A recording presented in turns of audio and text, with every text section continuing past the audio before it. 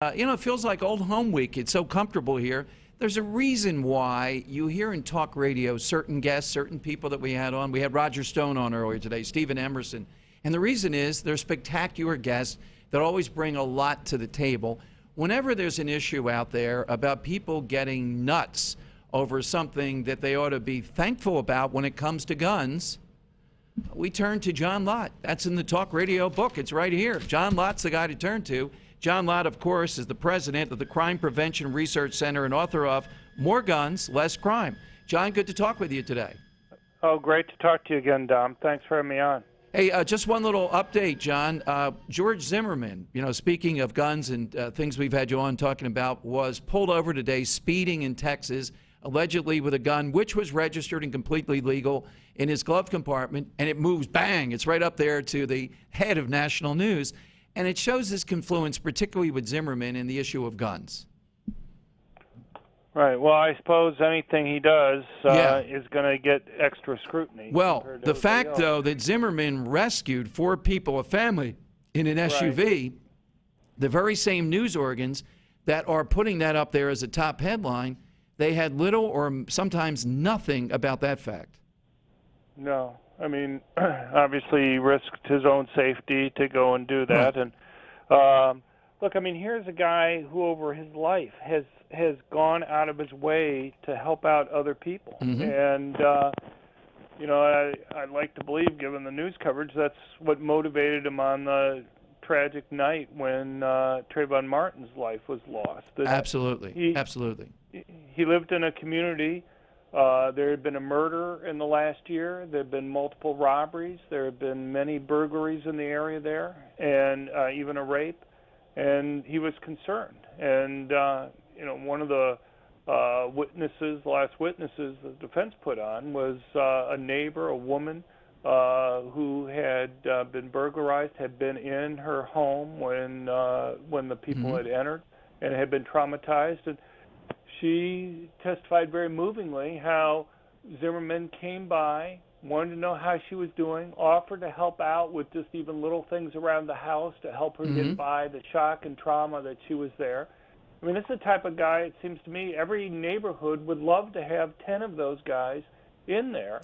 Hey, where I grew up, John, as you know, in South Philly, we had guys like this all the time. There was a guy that we called Uncle. He wasn't your uncle. He both looked out for you, and if you went astray, he stepped in to put you back on the straight and narrow. So absolutely. But let's turn to the story we thought of John Lott, and I know I did. You know my background as a teacher, et cetera, where this Arkansas school district is arming a whole bunch of teachers, apparently, or allowing them to arm if they so choose.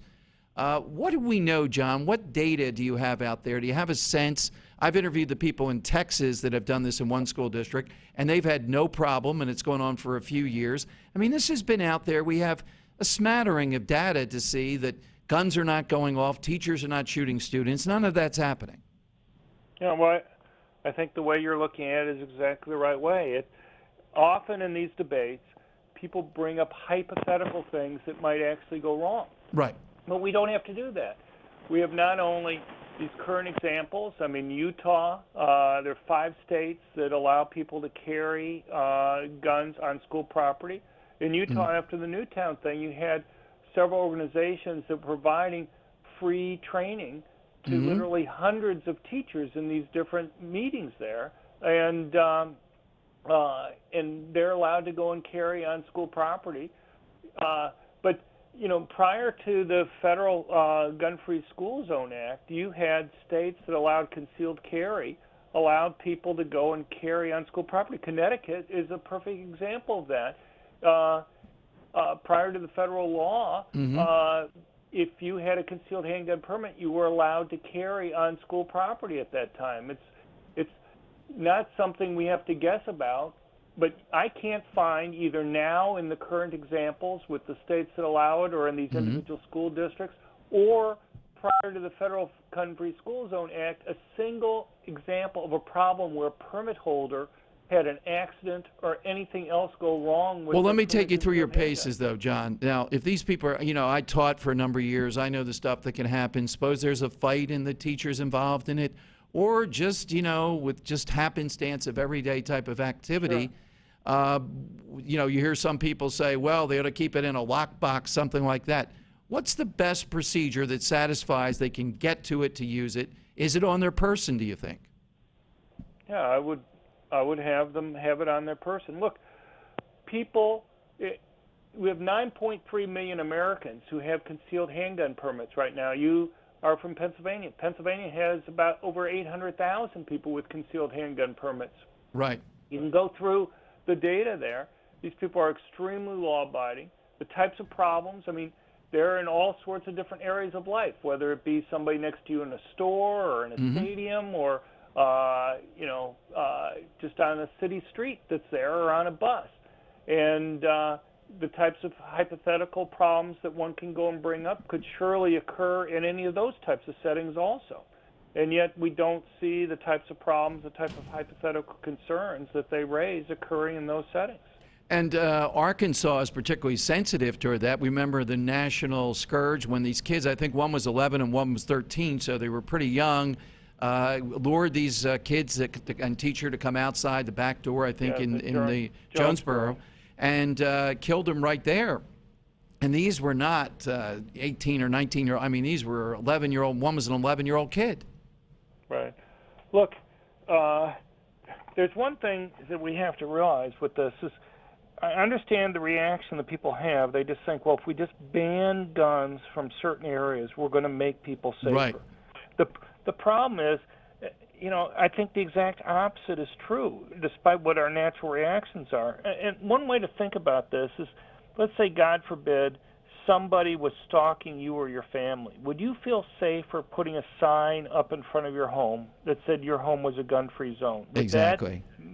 And nobody would do that. I've debated I don't know how many people over the years. I've never run into anybody from the Brady campaign or other groups who would be willing to put up a sign like that in front of their home. And it's obvious why they won't do that. But yet, even though nobody would put up a sign like that in front of their own home, we want to put them up in front of other places that we also don't want an attack to go and occur. Here's the thing. You live in Pennsylvania, like other right-to-carry states. If you have a concealed handgun permit, you can carry your gun virtually any place. There's a few places, schools, courthouses, airports, where you're not allowed to carry. Right. If these types of attacks were random, then like 98, 99% of these mass shootings would be taking place where guns are allowed.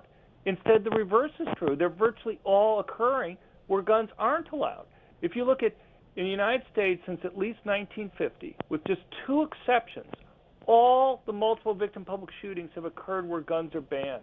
In Europe, all the attacks have occurred where guns are banned. Even in Switzerland, where it's very easy to get a concealed handgun, they've had 3 big shootings, and they've occurred in just those few places within the country where people aren't allowed to protect themselves. Yeah, it makes sense. Even with the shooter in Newtown, as crazy as he might be, as delusional or whatever, they do know, and he did know, this is an area where nobody was going to return fire, that he'd have a period of time to do what he's going to do, without a doubt.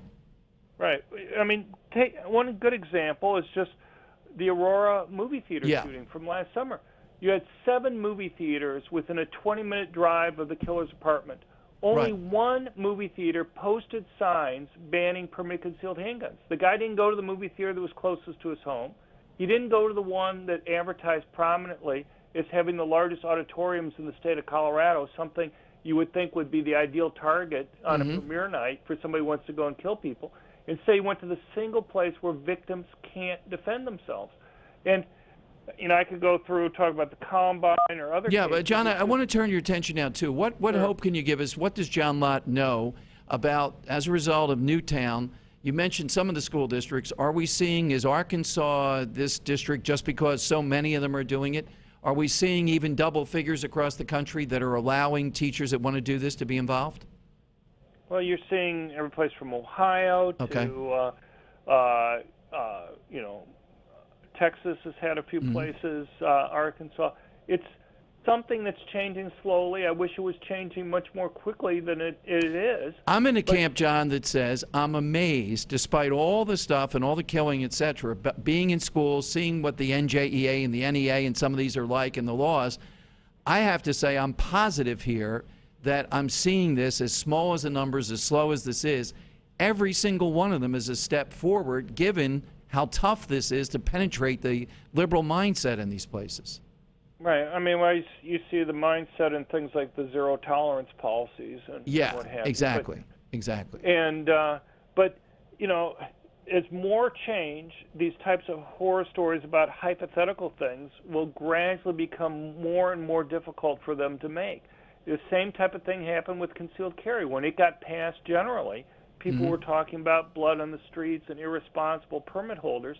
We have over 9.3 million permit holders right now in the United States. I was stunned when you gave us that number, and that's a number I'll carry with me. Hey, John, we're flat out of time today, but thank you, John. Thanks very much for joining us. John Lott, president of the Crime Prevention Research Center and author